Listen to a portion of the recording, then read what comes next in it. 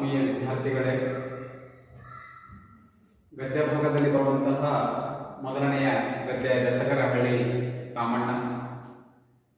ಇವತ್ತು ಮುಂದುವರೆದಂತಹ ಭಾಗವನ್ನು ನೋಡೋಣ. ಪುಟ ಸಂಖ್ಯೆ 88. ಮಹಾತ್ಮ ಗಾಂಧಿಯನ್ನು 30 ಜನರು ಇರಬೇಕಾದ ವಾರ್ಡಿನಲ್ಲಿ 60 ಜನರು ಇರುವ ಕಡೆ ನೆಲದ ಮೇಲೆ ಒಂದು ಹಾಸಿಗೆ ಕೊಟ್ಟು ಹಾಕಿದರು. ವಾರ್ಡಿನಲ್ಲಿ ಎಷ್ಟಿರಬೇಕು? 30 ಜನರು ಇರಬೇಕಾದಂತಹ ವಾರ್ಡ್.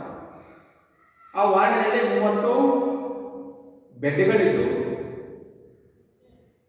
30 ಜನರು ಇರಬೇಕಾದಂತಹ ವಾರ್ಡಿನಲ್ಲಿ 60 ಜನರು ಇರುವ ಕಡೆ, ಅಂದರೆ 60 ಜನರ ದುರ್ಗಿನ 30 ಜನಕ್ಕೆ ಮಾತ್ರ ಬೆಡ್ ಇದೆ. ಇನ್ನು ಮಿಕ್ಕಿದಂತಹ 30 ಜನಕ್ಕೆ ಬೆಡ್ ಇಲ್ಲ, ಕೆಳಗಡೆ ಮಲಗಬೇಕಾಗುತ್ತೆ. ಅಂದರೆ ಇದು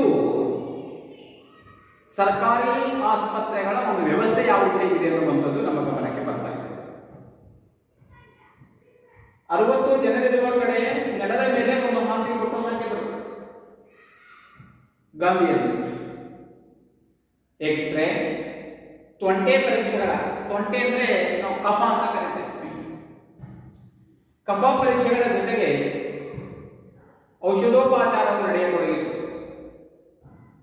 ವೈದ್ಯರು ಬರೆದು ಕೊಟ್ಟ ಔಷಧಿಗಳನ್ನು ತಂದುಕೊಡುವುದಕ್ಕೆ 3 ದಿವಸಕ್ಕೆ ಕರಿಸಿದ್ದೇಗೌಡನ ಪುಟ್ಟ ಗಂಟು ಕರಗಿತ್ತು. ಎಲ್ಲ ಔಷಧೋಪಚಾರ ನಡೀತಾ ಇದೆ. ವೈದ್ಯರು ಬರೆದಂತ ಏನು ಬರೆದು ಕೊಟ್ಟಂತ ಔಷಧಿಗಳನ್ನು ತಂದು ಕೊಡುವುದಕ್ಕೆ, ಯಾಕೆ ಔಷಧಿಗಳೆಲ್ಲವೂ ನೋಡಿ ಹೆಂಗಿದೆ ನೋಡಿ. ಅಂದ್ರೆ ಸರ್ಕಾರಿ ಆಸ್ಪತ್ರೆಯಲ್ಲಿ ಏನು ಉಚಿತವಾಗಿ ವೈದ್ಯಕೀಯ ಸೌಲಭ್ಯಗಳು ಸಿಗಬೇಕು, ಆದರೆ ಸಿಗ್ತಾ ಇಲ್ಲ. ಏನ್ ಮಾಡ್ತಾ ಇದ್ದಾರೆ ಅಂದ್ರೆ ದುಡ್ಡು ಕೊಟ್ಟು ಹೊರಗಡೆ ಹೋಗಿ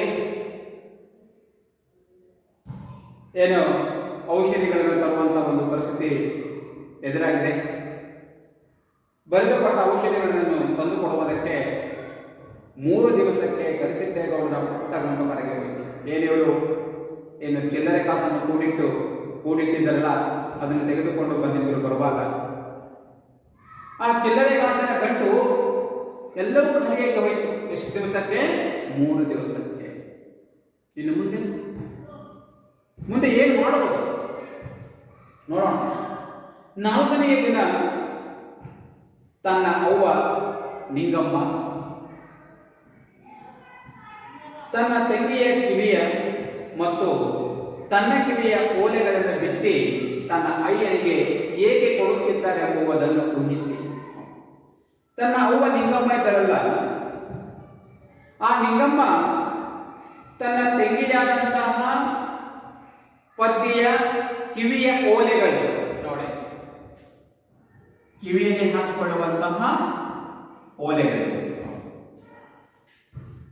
ತನ್ನ ತಾಯಿಯಾದಂತಹ ನಿಂಗಮ್ಮ ಏನ್ ಮಾಡ್ತಾ ಇದ್ದಾಳಂದ್ರೆ, ತನ್ನ ತಂಗಿಯಾದಂತಹ ಅಂದ್ರೆ ಗಾಂಧಿಯ ತಂಗಿಯಾದಂತಹ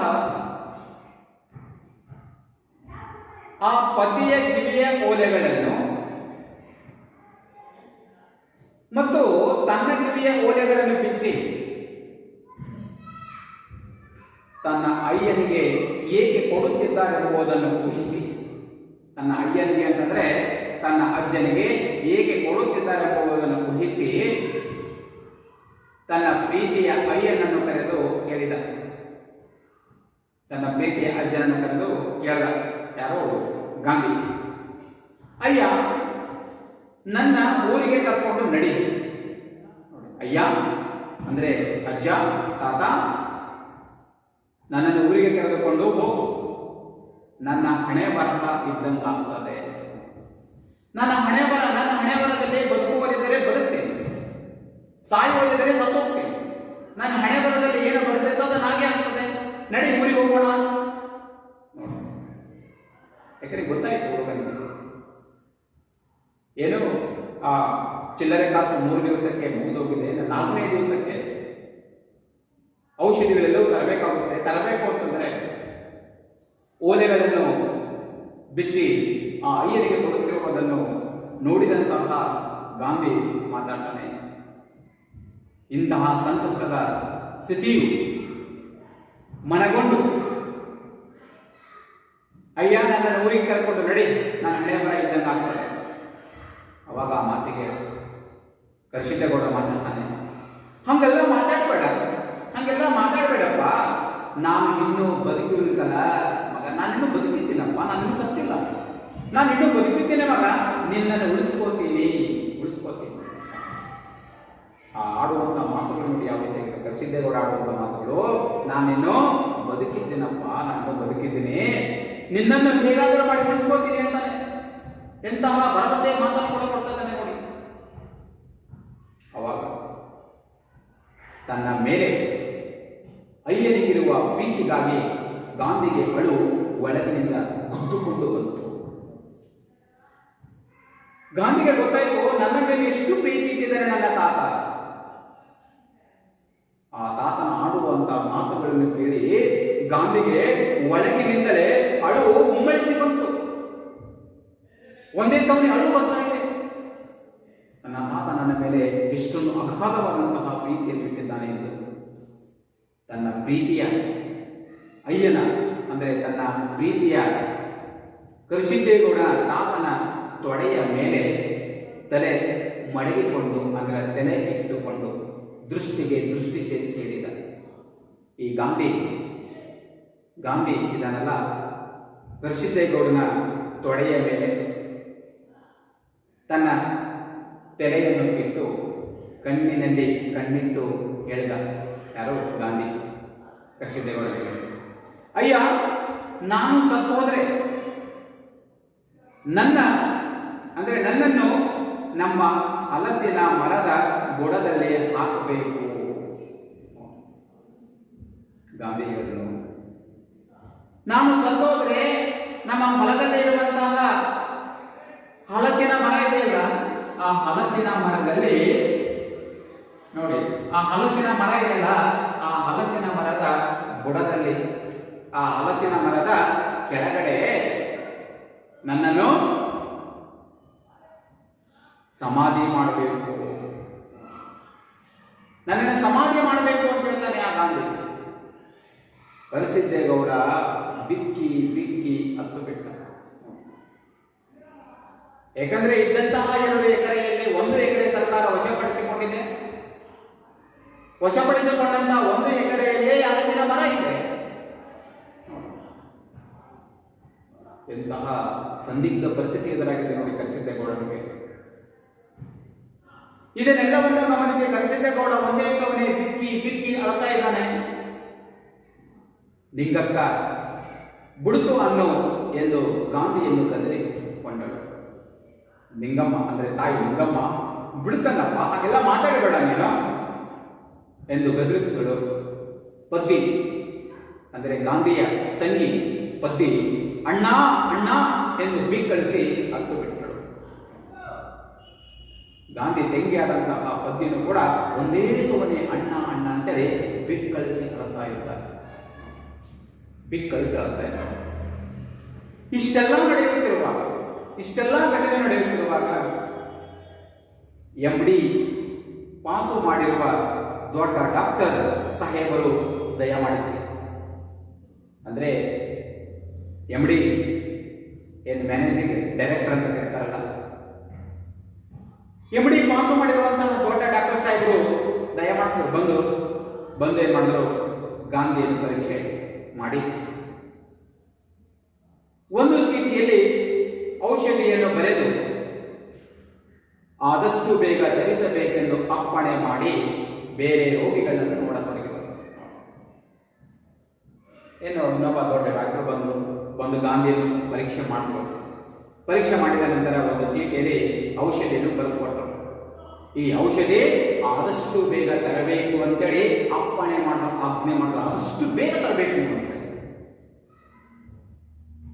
ಹೇಳಿ ಬೇರೆ ರೋಗಿಗಳನ್ನು ನೋಡತೊಡಗಿದರು ವೈದ್ಯರು. ಮಗಳು ಮತ್ತು ಮೊಮ್ಮಗಳ ಓಲೆಗಳನ್ನು ತೆಗೆದುಕೊಂಡು ಊರಿಗೆ ಬಂದು ಕರಿಸಿದ್ದೇಗೌಡ ಗಿರವಿ ಇಡಲು ಪ್ರಯತ್ನಿಸಿದ. ಗಿರವಿ ಅಂದ್ರೆ ನಾವು ಹಣ ಅಂತ ಕರಿತೇವೆ ಅಥವಾ ಒತ್ತೆ ಅಂತ ಕರಿತೇವೆ. ಒತ್ತೆ ಇಡೋದು ಗಿರವಿ ಅಂತ ಕರಿತೇವೆ. ಕರ್ಷಿಕೇಗೌಡ ಏನ್ ಮಾಡ್ದ ಅಂತಂದ್ರೆ ತನ್ನ ಮಗಳ ಮತ್ತು ಮೊಮ್ಮಗಳ ಕಿವಿಯ ಓಲೆಗಳನ್ನು ತಂದು ಗಿರವಿ ಇಡಲು ಪ್ರಯತ್ನಿಸಿದ. ಊರಿಗೆ ಬಂದು ಗಿರವಿ ಇಡಲು ಪ್ರಯತ್ನ ಮಾಡ್ತಾ ಇದ್ದಾನೆ. ಯಾಕಂದ್ರೆ ಗಿರವಿ ಇಟ್ಟಾದ್ರೂ ಕೂಡ ಹಣವನ್ನು ತರಬೇಕಾಗಿದೆ. ಯಾಕಂದ್ರೆ ಆದಷ್ಟು ಬೇಗ ಔಷಧವನ್ನು ತಂದು ಕೊಡಬೇಕೆಂದು ಅಪ್ಪಣೆ ಆಜ್ಞೆ ಕೂಡ ಮಾಡಿದ್ದಾರೆ ವೈದ್ಯಾಧಿಕಾರಿಗಳು, ವೈದ್ಯರು. ಕರ್ಷಿಕೇಗೌಡ ಊರಿಗೆ ಬಂದಿದ್ದಾನೆ. ಏತಕ್ಕೋಸ್ಕರ ಅಂತಂದ್ರೆ ಓಲೆಗಳನ್ನು ಗಿರಿವಿ ಇಟ್ಟು ಹಣವನ್ನು ತೆಗೆದುಕೊಂಡು ಹೋಗುವುದಕ್ಕಾಗಿ. ಗಿರಿವಿ ಇಡಲು ಪ್ರಯತ್ನಿಸಿದ, ಯಾರು ಒಪ್ಪಲಿಲ್ಲ. ಗಿರಿವಿ ಇಟ್ಕೊಳ್ಳಕ್ಕೆ ಯಾರು ಒಪ್ಪಲಿಲ್ಲ. ಸರಿ, ಸಾಲ ಪಡೆಯಲು ಯತ್ನಿಸಿದ.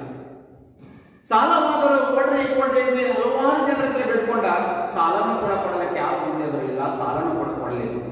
ಸಾಲವೂ ಸಿಗಲಿಲ್ಲ. ಇನ್ನು ಗಿರಿವಿ ಎದ್ದು ಇಟ್ಕೊಳ್ಳಿಕ್ಕೆ ಯಾರು ಮುಂದೆ ಬರಲಿಲ್ಲ. ಇನ್ನು ಸಾಲ ಪಡಿಬೇಕಂದ್ರೆ ಸಾಲನೂ ಕೂಡ ಯಾರು ಕೊಡಲೇ ಇಲ್ಲ. ಎಲ್ಲಿಯೂ ಒಂದು ಪೈಸೆ ಕೊಟ್ಟಲಿಲ್ಲ. ಎಲ್ಲಿಯೂ ಕೂಡ ಒಂದು ಪೈಸೆನೂ ಕೂಡ ಕೈಗೆ ಸಿಗಲಿಲ್ಲ. ಯಾರು ಕೂಡ ಕೊಡಲಿಲ್ಲ. ನೋಡಿ ಯಾವ ರೀತಿಯಾಗಿ ದುಸ್ಥಿತಿ ಬಂದಿದೆ ಅನ್ನೋದಂತೂ ಗೊತ್ತಾಗ್ತದೆ ನಮಗೆ.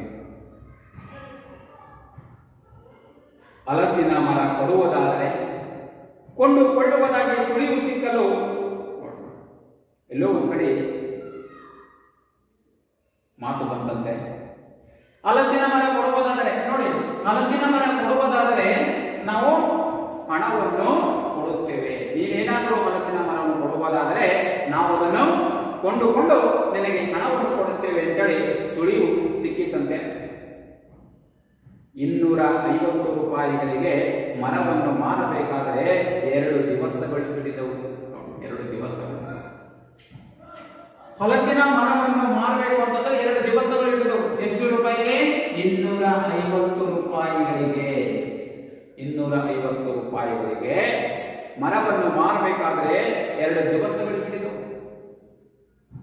ಅಲ್ಲಿ ಡಾಕ್ಟರ್ ಹೇಳಿದ್ದಾರೆ, ಆದಷ್ಟು ಬೇಗನೆ ಔಷಧಿಯನ್ನು ತರಬೇಕೆಂದು ಆಜ್ಞೆ ಮಾಡಿದ್ದಾರೆ, ಅಪ್ಪಣೆ ಮಾಡಿದ್ದಾರೆ. ಹಣವನ್ನು ಹೊಂದಿಸುವುದಕ್ಕೋಸ್ಕರ ಊರಿಗೆ ಬಂದಿದ್ದಾನೆ. ಓಲೆಗಳನ್ನು ಗಿರಿವಿ ಇಡಲಿಕ್ಕೆ ಯಾರೂ ಒಪ್ಪಲೇ ಇಲ್ಲ. ಗಿರಿವಿಯನ್ನು ಇಟ್ಟುಕೊಳ್ಳಲಿಕ್ಕೆ ಯಾರೂ ಒಪ್ಪಲೇ ಇಲ್ಲ. ಇನ್ನು ಸಾಲವನ್ನು ಪಡಿಬೇಕಂದ್ರೆ ಸಾಲವು ಎಲ್ಲೂ ಸಿಗಲಿಲ್ಲ. ಒಂದು ಪೈಸೆಯೂ ಕೂಡ ಸಿಗಲಿಲ್ಲ. ಆದ್ರೆ ಕೊನೆಯಲ್ಲಿ ಯಾರೋ ಒಬ್ಬರು ಹಲಸಿನ ಮರವನ್ನು ಏನು ಕೊಡುವುದಾದರೆ ನಾವು ಕೊಂಡ್ಕೊಳ್ತೇವೆ ಅಂತ ಹೇಳಿದಾಗ ಆ ಸುಳಿವು ಸಿಕ್ತು. ಸುಳಿವು ಸಿಕ್ಕಾಗ 250 ರೂಪಾಯಿಗಳಿಗೆ ಮರ ಮಾರಬೇಕಾದ್ರೆ 2 ದಿವಸಗಳು ಹಿಡಿದವು. ಹಣ ಪಡೆದು ಅಂದ್ರೆ 250 ರೂಪಾಯಿ ಅಂತ ಹಲಸಿನ ಮರವನ್ನು ಮಾರಿದ. ಮಾರಿ 250 ರೂಪಾಯಿ ಹಣ ಪಡೆದು ಕರ್ಷಿಕೇಗೌಡ ಬಸ್ಸು ಹತ್ತಿ ಆಸ್ಪತ್ರೆಯ ಬಳಿಗೆ ಬಂದಾಗ, ಆಸ್ಪತ್ರೆಗಳಿಗೆ ಬಂದ್ಬಿಟ್ಟ ಕರ್ಷಿಕೇಗೌಡ ಹಣವನ್ನು ತೆಗೆದುಕೊಂಡು. ಬಂದಾಗ ಮಗಳು ನಿಂಗವ್ವ ಬಾಗಿಲಲ್ಲಿ ಪತಿಯನ್ನು ನಿಲ್ಲಿಸಿಕೊಂಡು ಅಳುತ್ತಾ ನಿಂತಿದ್ದಳು. ಮಗಳ ನಿಂಗವ್ವ ಬಾಗಿಲಲ್ಲೇ ಪತಿಯನ್ನು ನಿಲ್ಲಿಸಿಕೊಂಡು ಅಳುತ್ತಾ ನಿಂತಿದ್ದಳು. ಕರ್ಷಿಕೇಗೌಡ ಗಾಂಧಿ ಹೇಗಿದ್ದಾನೆ ಎಂದು ಕೇಳಲೇ ಇಲ್ಲ, ಬದಲು ಯಾವಾಗ ಜೀವ ಹೋಯಿತು ಎಂದು ಕೇಳಿದ. ಗೊತ್ತಾಯ್ತು. ಯಾಕಂದ್ರೆ ಮಗಳು ಮತ್ತು ಮೊಮ್ಮಗಳು ಬಾಗಿಲಲ್ಲಿ ನಿಂತ್ಕೊಂಡು ಅಳ್ತಾ ಇದ್ದಾರೆ ಅಂತಂದ್ರೆ ಜೀವ ಹೋಗಿದೆ ಅಂತ ಅರ್ಥ. ಗೊತ್ತಾಯ್ತು, ಜೀವ ಹೋಗಿದೆ ಅನ್ನೋದು ಗೊತ್ತಾಯ್ತು, ಅರ್ಥ ಆಯ್ತು ಕರ್ಷಿಕೇಗೌಡನಿಗೆ. ಅದಕ್ಕಾಗಿ ಗಾಂಧಿ ಹೇಗಿದ್ದಾನೆ ಎಂದು ಕೇಳಲೇ ಇಲ್ಲ, ಬದಲು ಯಾವಾಗ ಜೀವ ಹೋಯಿತು ಎಂದು ಕೇಳಿದ. ಕೊನೆಯದಾಗಿ ಆ ನಿರ್ಗತಿಕರು, ಆ ಬಡವರು ತನ್ನ ಮೊಮ್ಮಗನನ್ನು ಉಳಿಸಿಕೊಳ್ಳಲಿಕ್ಕೂ ಕೂಡ ಆಗುವುದಿಲ್ಲ. ಯಾಕಂದ್ರೆ ಸಮಾಜ ಇರ್ತಕ್ಕಂಥ ವ್ಯವಸ್ಥೆ ತನ್ನ ಮೊಮ್ಮಗನನ್ನು ಕಳೆದುಕೊಳ್ಳಲಿಕ್ಕೆ ಕಾರಣ ಏನಂತಂದ್ರೆ ಸಮಾಜದ ಒಂದು ಅವ್ಯವಸ್ಥೆ ಇರ್ತದೆ. ಒಂದು ಸರಿಯಾದ ಸಮಯಕ್ಕೆ ಚಿಕಿತ್ಸೆ ಸಿಕ್ಕಿದ್ರೆ ಪ್ರಾಣವನ್ನು ಉಳಿಸಿಕೊಳ್ಳಬಹುದಾಗಿತ್ತು. ಆದರೂ ಕೊನೆಯದಾಗಿ ಯಾವಾಗ ಜೀವ ಹೋಯಿತು ಎಂದು ಕೇಳಿದ, ಅವಾಗ ಮಗಳು ನಿಂಗಮ್ಮ ಹೇಳ್ತಾರೆ, ರಾತ್ರಿ ಸರೋತ್ತಿನಲ್ಲಿ ಅಂದ್ರೆ ಮಧ್ಯರಾತ್ರಿಯಲ್ಲಿನೇ ಪ್ರಾಣ ಹೊರಟೋಗಿದೆ, ಹೆಣ್ಣಿನ ಮನೆಯಲ್ಲಿ ಮಲಗಿಸೋದೆ ಎಂದು ಅಳಲು ಪ್ರಾರಂಭಿಸಿದ. ಮಗಳನ್ನು ಹೆಣ್ಣಿನ ಮನೆಯಲ್ಲಿ ಮಲಗಿಸೋರು ಅಂತಂದ್ರೆ ಸತ್ತಂತಹ ಏನು ಮೃತದೇಹಗಳು ಇರ್ತಾವಲ್ಲ ಅವೆಲ್ಲವೂ ಒಂದೇ ಕಡೆ ಏನಂದ್ರೆ ಹಾಕ್ತಾರೆ. ಅಂತಹ ಒಂದು ಕೋಣೆಯಲ್ಲಿ ಮಲಗಿಸೋರು ಎಂದು ಅಳಲು ಪ್ರಾರಂಭಿಸಿದ ಮಗಳನ್ನು ಸಂತೈಸ್ತಾ ಇದ್ದಾರೆ, ಸಮಾಧಾನ ಪಡಿಸ್ತಾ ಇದ್ದಾರೆ ಆ ಕರಸಿದ್ದೇಗೌಡ. ಸಂತೈಸುತ್ತಾ ಕರಸಿದ್ದೇಗೌಡ ಹೇಳಿದ, ಮನುಷ್ಯರು ಸಾಯಿದೆ ಕಲಿಸುತ್ತಾಗ ಸುಮ್ಕಿರುವಂತೆ. ಮನುಷ್ಯರು ಸಾಯಿದೆ, ಇವತ್ತೆಲ್ಲ ನಾಳೆ ಮನುಷ್ಯ ಸಾಯುವಂಥದ್ದೇ, ಏನು ನಿರ್ಜೀವಿಯಾಗಿರ್ತಕ್ಕಂಥ ಕಲಿಸುತ್ತದೆ, ಸುಮ್ಕಿರುವಂತೆ. ಆದರೂ ಕರಸಿದ್ದೇಗೌಡನಿಗೂ ನೋವಿದೆ. ಆ ನೋವಿನಲ್ಲಿಯೇ ಏನಂದ್ರೆ ತನ್ನ ಮಗಳನ್ನು ಸಂತೈಸ್ತಾ ಇದ್ದಾನೆ, ಸಮಾಧಾನ ಪಡಿಸ್ತಾ ಇದ್ದಾನೆ. ಮನುಷ್ಯರು ಸಾಯಿದೆ ಕಲಿಸುತ್ತಾಗ ಸುಮ್ಕಿರುವಂತೆ ಎಂದು ಗಾಂಧಿಯ ಹೆಣವನ್ನು ಪಡೆಯಿತು. ಅಪ್ಪಣೆಗಾಗಿ ದೊಡ್ಡ ಸಾಹೇಬರ ರೂಮಿನ ಕಡೆ ಹೆಜ್ಜೆ ಹಾಕಿದ. ಒಟ್ಟಾರೆ ಈ ಒಂದು ಕತೆ, ಗಾಂಧಿ ಎನ್ನುವಂತಹ ಕಥೆಯ ಮೂಲಕ ನಾವೇನು ತಿಳ್ಕೊಂಡಿರ್ಬೇಕಂದ್ರೆ, ಏನು ರಾಷ್ಟ್ರಪಿತ ಮಹಾತ್ಮ ಗಾಂಧೀಜಿಯವರ ಹೆಸರನ್ನು ಆ ಹುಡುಗನಿಗೆ ಇಟ್ಟಾಗ ಆಗುವಂತಹ ಈ ಸಮಾಜದ ವ್ಯವಸ್ಥೆ ಯಾವ ರೀತಿ ಕಾಣ್ತಾ ಇದ್ದೇವೆ ಅಂದರೆ, ಗಾಂಧೀಜಿಯವರ ಹೆಸರನ್ನು ನಾವು ಇವತ್ತು ಅಪಮೂಲ್ಯಗೊಳಿಸಿಕೊಳ್ತಾ ಇದ್ದೇವೆ. ಯಾಕೆ ಇಟ್ಕೊಳ್ಬಾರ್ದು? ಗಾಂಧೀಜಿಯವರು ನೋಡಿ, ಗಾಂಧೀಜಿಯವರು ಇಡೀ ಜಗತ್ತನ್ನೇ ಪೂಜಿಸುವಂತಹ ಗಾಂಧೀಜಿಯವರು ಅಂತ ಗಾಂಧೀಜಿಯವರನ್ನು ನಾವು ಇವತ್ತು ಏನು ಮಾಡ್ತಾ ಇದ್ದೀವಿ, ಹೆಸರನ್ನು ಅಪಮೂಲ್ಯಗೊಳಿಸ್ತಾ ಇದ್ದೀವಿ. ಒಂದು ಅರ್ಥ ಮಾಡ್ಕೊಂಡೆ. ಇನ್ನೊಂದು ಅರ್ಥ ಏನಂದ್ರೆ,